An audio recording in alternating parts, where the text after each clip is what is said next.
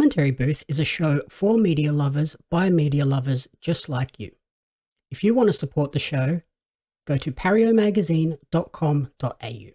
Welcome to the Commentary Booth, where we watch and, you guessed it, commentate on the week that was in movies and TV. I'm your host and play-by-play commentator Jamie Apps, and each week I'm joined by a rotating cast of colour commentators to help you find your next viewing treat. This week I'm joined by an aircon estimator who lists their favourite movie as A Nightmare on Elm Street and favourite TV show as Golden Girls. Welcome to the show, Corrina Mabey. Hello. How's it going? You're back on the opposite side of the world. I am living it up in really rainy Florida. Yeah, surviving hurricanes like a maniac, hanging out just in the hurricane. It's a Florida thing. It's normal. Yeah, rain, wind, some boats and alligators swimming down the road. Craziness, absolute craziness. Yeah, it's totally normal. You know, I didn't lose any power or anything, so I'm lucky with that. That's a bonus. So, this week we're getting into the spirit of Halloween with our review and comparison of Hocus Pocus and Hocus Pocus 2. So we'll start off the episode. We'll go all the way back to the 1993 original Hocus Pocus, which follows a curious youngster who moves to Salem and then struggles to fit in the town and accidentally resurrects 3 witches from the 17th century. This is, I know, a big favourite movie of yours. It is, yes. And I'm glad that I got to introduce you to it originally, because you told me you had never seen it before. It blew my mind. And I'm like, oh no, we have to fix this. Yep, had never seen it until a couple of weeks ago, but yeah, I was pleasantly surprised by it. I was expecting it to be way worse than it was. Well, like, I mean, it came out in the 90s and it was a total flop. It came out in, I think I read online, like the summer of 93. So it wasn't very like fall, and it didn't gain popularity until like way later, and now it's like a cult classic.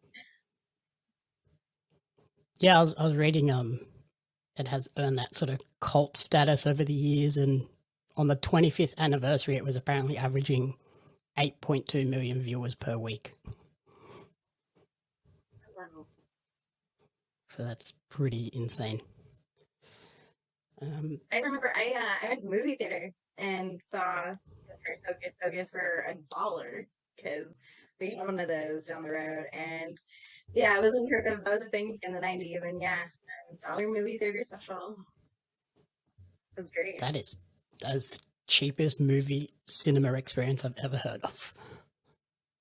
Yeah, no, it was awesome. But it's always my favorite Halloween movie, so I'm glad that they decided to finally do a sequel for it.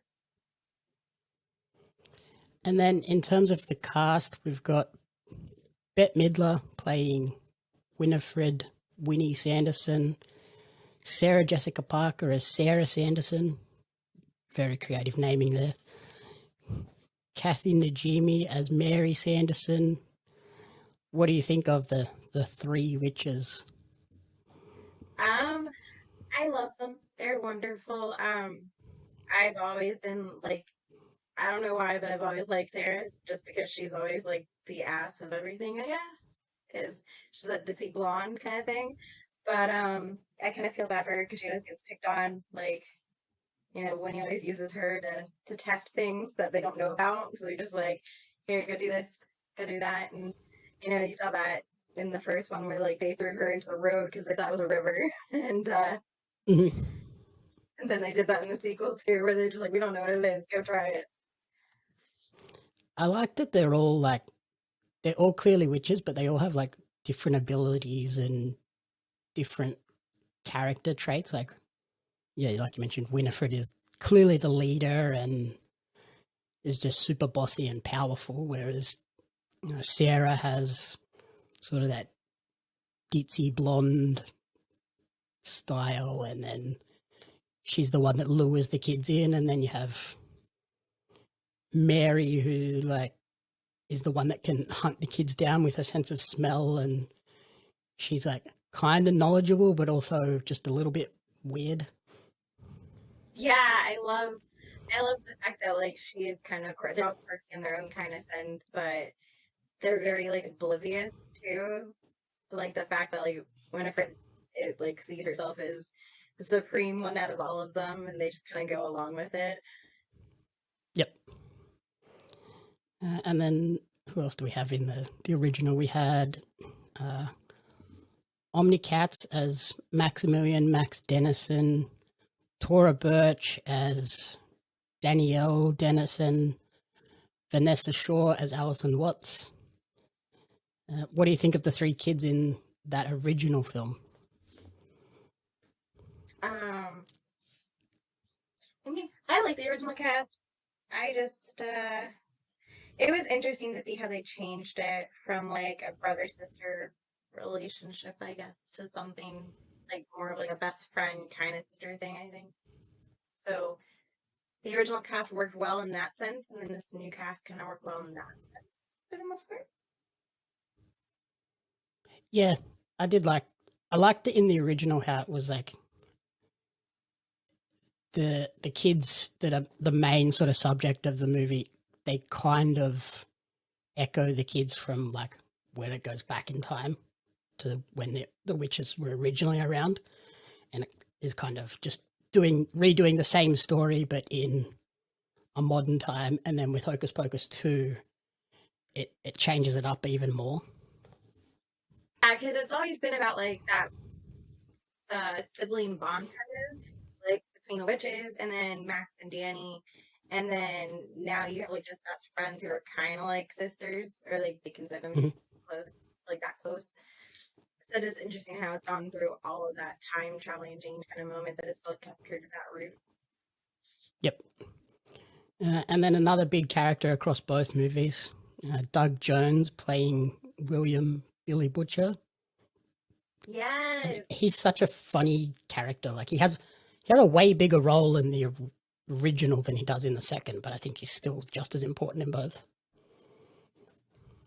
Yeah, I feel like he's really like everything that kind of keeps it together because they need him to like help them, or they think that they're going to use him to get the kids in the first movie for them, and then in the second movie he's part of their like scheme too, where they need him again just for their own personal gain again, and he's always kind of just, why am I doing this? What's going on here? I just want to sleep.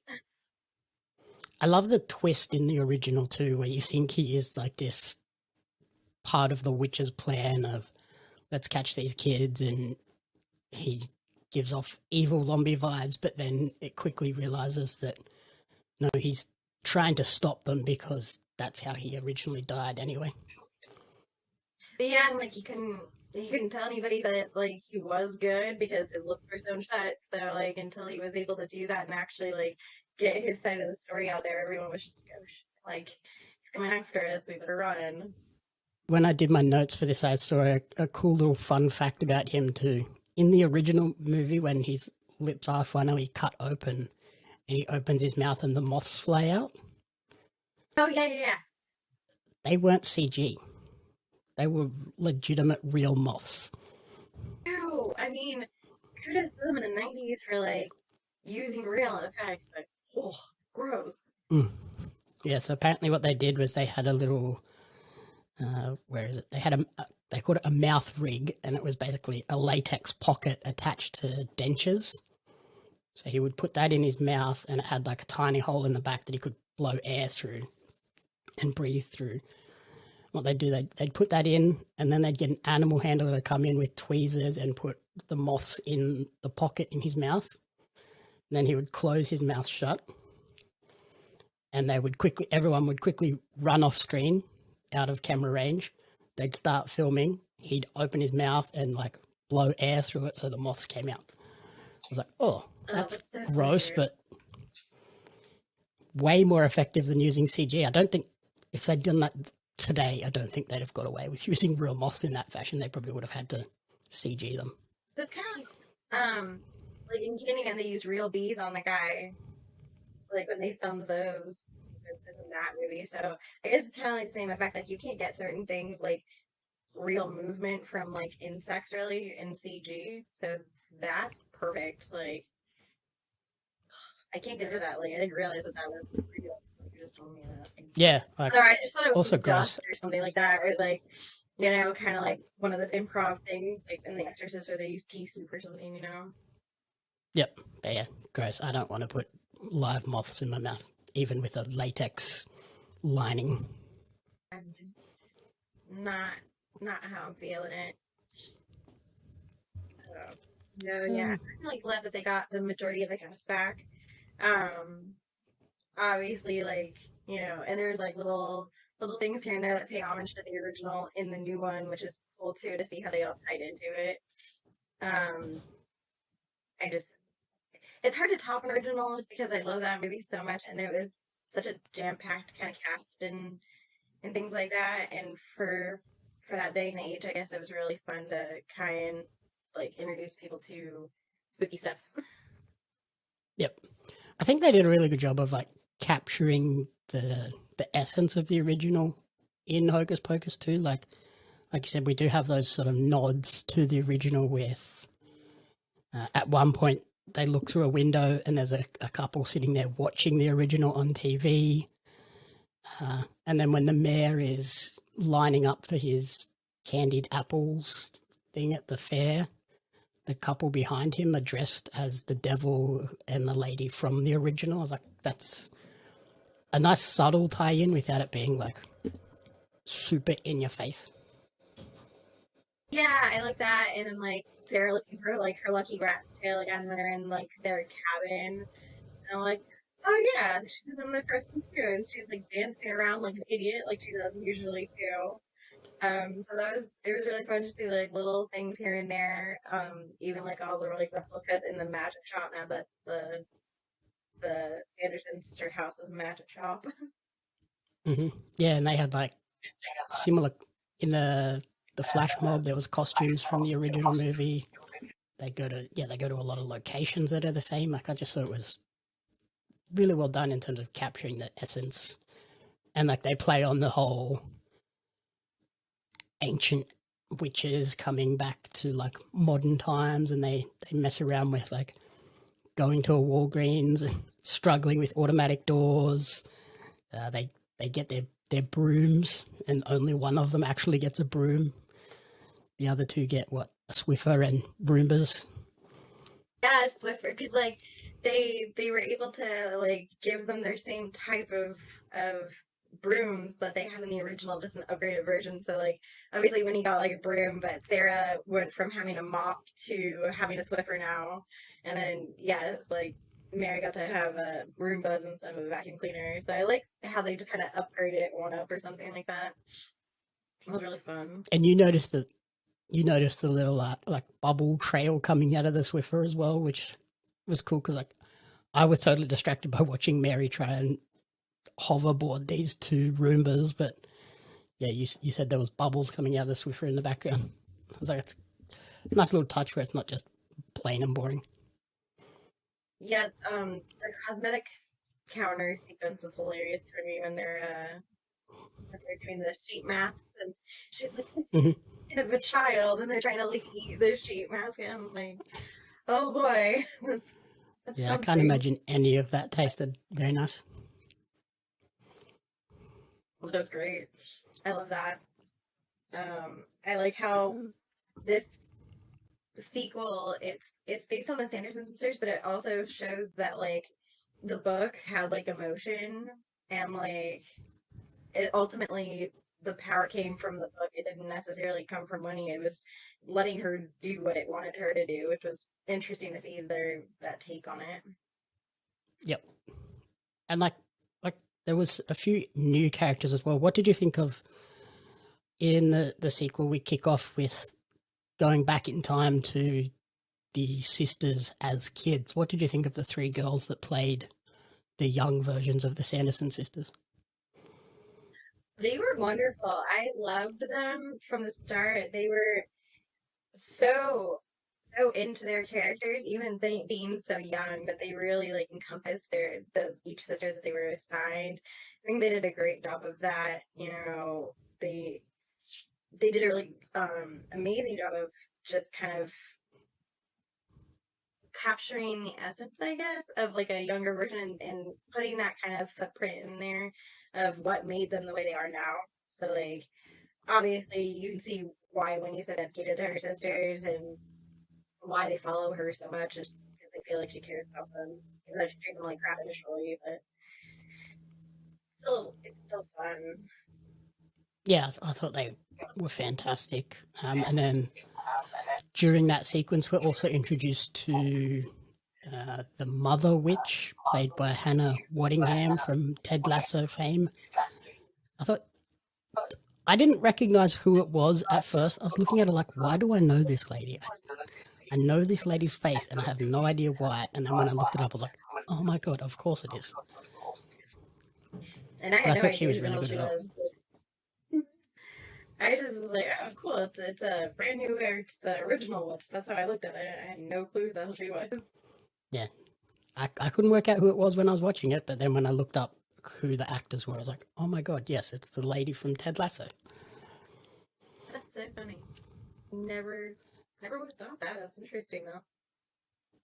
Tony Hale as Jeffrey Trask, the mayor, who also plays like the going back in time, the priest from when the witches were originally formed, and then the three girls that sort of take over the role as the kids in Hocus Pocus 2. Whitney Peak as Becca, Belissa Escobedo as Izzy, Lily Buckingham as Cassie. I thought they were all really good as well. I think particularly Whitney like leads the movie and does a great job. Yeah, I think they did a great job. Just kind of, they had some big shoes to fill. I feel like there was a lot of pressure on them to really get this right, especially because when everything was released that it was going to be a sequel, we had a feeling that not like the kids wouldn't be coming back for the second one. So I feel like they had a lot of pressure to kind of live up to that memorable standard. And I think they Yeah, did great. I think they knocked it out of the park. I'm glad they brought in like new kids. I think it would have been weird if they just tried to redo it with the same actors just as like young adult or adults at this point. I thought that would have been a bit strange, but I think it was really cool to just get new kids and give them their own spin where yeah, they're a friend group and one of them turns out to have powers. I was like, that's cool. I think it was fun. I do. I I feel like this one was more like made for TV, and it had that more like Disney Channel movie feel versus Mhm. like the original was released in theatrical release. Um, so I don't. It wasn't great, but I'm not mad about it. Like I wish that they had just been able to tie it in a little bit more, like how she got her powers or what made her a witch, maybe or something. Yeah, but then I think like bit of a spoiler here with the post credit scene. I think that suggests that we might get another either movie or potentially like a spin off as a Disney series that will now follow those three girls as they sort of learn their abilities. I think that could be cool to spin it off as a series and do like a Sabrina the Teenage Witch type thing where these young girls are learning their powers and how to be witches, but not like evil child eating witches. Yeah, that's very true. But I really enjoyed how they were able to wrap it all together. Like, oh, this, the ultimate villain, if you want to call, because I don't consider the Sanderson sisters to be the villain in this movie at all. It's definitely the magic shop owner. Yeah, he comes across as way worse than the others, and I think the witches sort of come off as just like comedic goofballs that just don't want to die again. Yeah, I that was my main thing was like he was more of a villain, but I appreciate that they tied him into just he saw them like in '93 and he became like obsessed with them and wanted to, hang out with them or talk to them or something like that.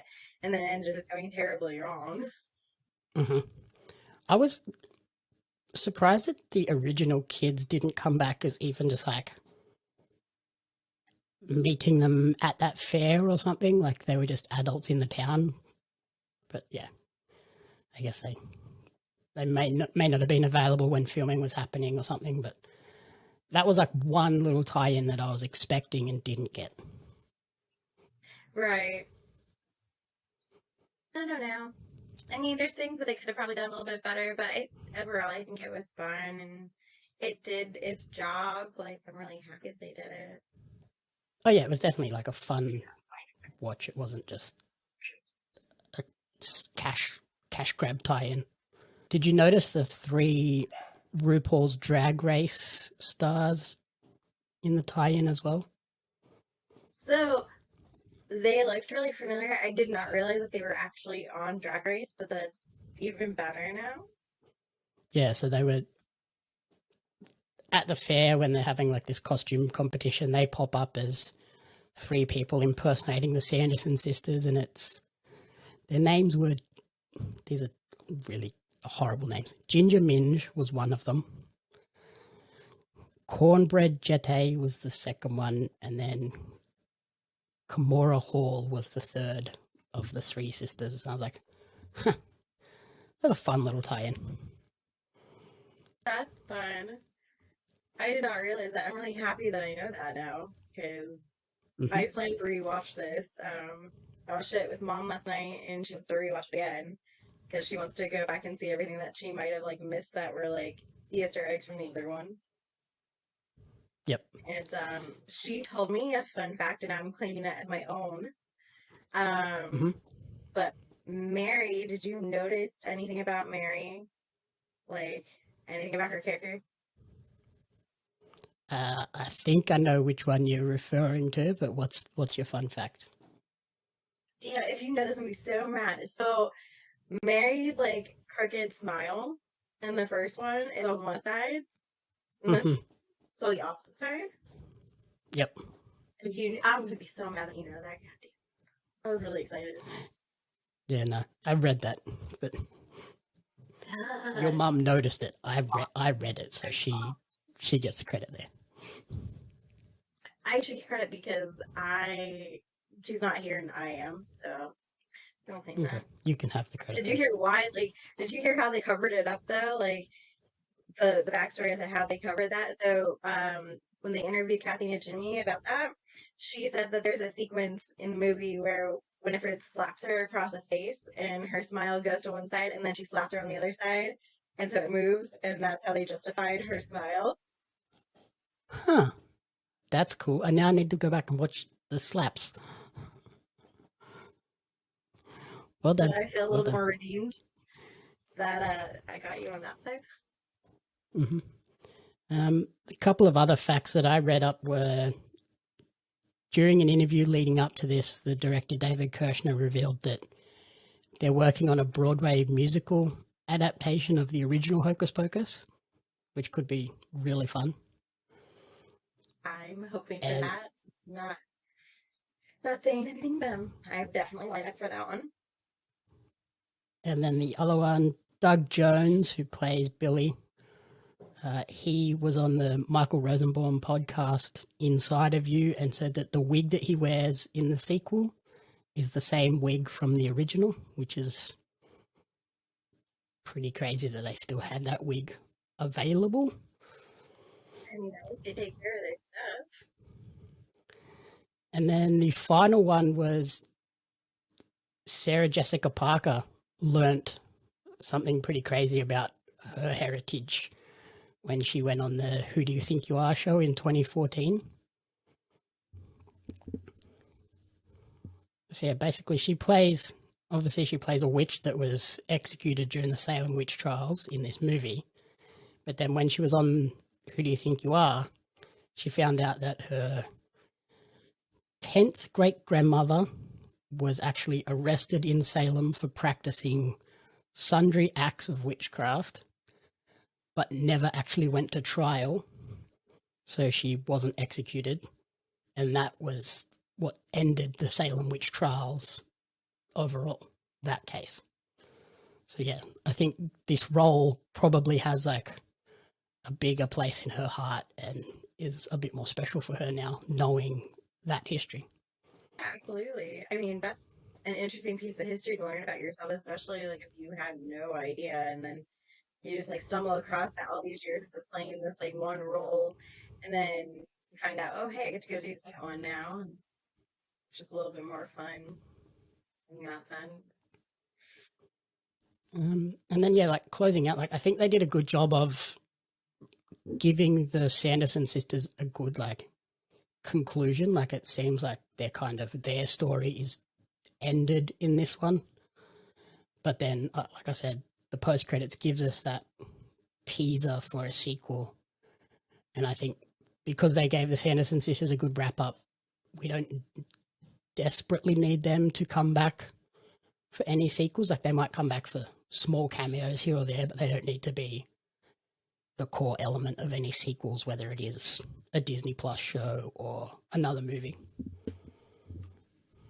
I appreciated that they kind of did get their final send off and things like that. I like that Sarah and Mary, they said goodbye in the same exact way that they did in the first one when they were saying bye to Wayne. Like, on point. It was great. Um, I did appreciate that you got to see the softer, more caring side of Winifred, especially when she came to the conclusion like she wasn't gonna have them again. That was like a really big moment where she just kind of melted almost like inside, like I don't have anybody really at all. Yeah, I thought it was a really nice, touching ending to the movie. Yeah, and the emotions that they touched on were great. Between the sisters, and then you saw Book even crying at one point. And like you actually like the book was like sweating when the girls were like looking for the book. You saw him just like trembling and like breaking a sweat, and like that's really funny. So yeah, I appreciate all the extra emotion that they gave each character, especially ones that either you didn't think would ever have emotion, or the ones that had the opposite of the reactions that you expected. Yep. So then, closing up, what would be out of these two movies? Which one would you give as a top recommendation? I'm always gonna go with the OG, just because it's got such a deep place in my heart. I grew up watching it. I brought my daughter up on watching it like every Halloween. It's a thing. We watch it multiple times a year, and I watch it when it's not Halloween because why not?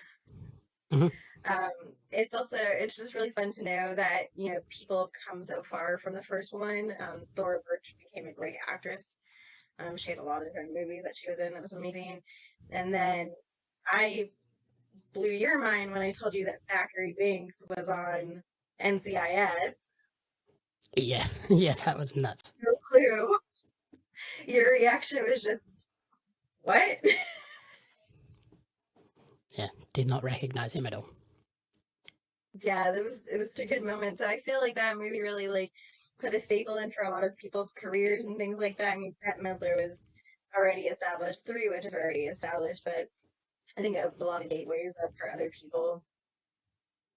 Yeah, I think they both of these movies have a place in the world. Like neither of them feel useless, but like obviously, I think if you watch this sequel, you're going to have a fun time, but you're going to get so much more out of it if you watch the original first. So, my recommendation is just do a double header. If you're going to watch them both back to back. Perfect spooky weekend. That would be great. I'm just really glad that I got Alrighty. to have you watch the first one, and then you just kind of were like, "Wow, this isn't bad." You kept teasing me about it, and I go, "Nope, you're gonna like it, I promise." And now you've got things that you reference all the time with that movie. So Mm-hmm. Alrighty. Thank you everyone for listening to the commentary booth. If you enjoyed the show, please remember to rate, review, and subscribe on podcast services and on YouTube. You can follow Corrina on Instagram at Miss Corrina Renee for all of the spooky season goodness with Halloween Horror Nights adventures pretty much weekly at this point. And you can follow me on social media at Jamie Apps Media and at Pario Magazine. Thanks for jumping on. Thank you. The Commentary Booth is a fan-funded production of Jamie Apps Media. You can support the podcast alongside our magazine, Pario Magazine, on Patreon at patreon.com/Jamie Apps Media. The following people supported at the community support group level or higher, and you cannot fathom how incredibly appreciative we are for their support. Brian and June Hart, Blake Robinson, Rena Renee, Courtney Paulson, Darren Hatcliffe, Jackson Carr, and Tracy Apps.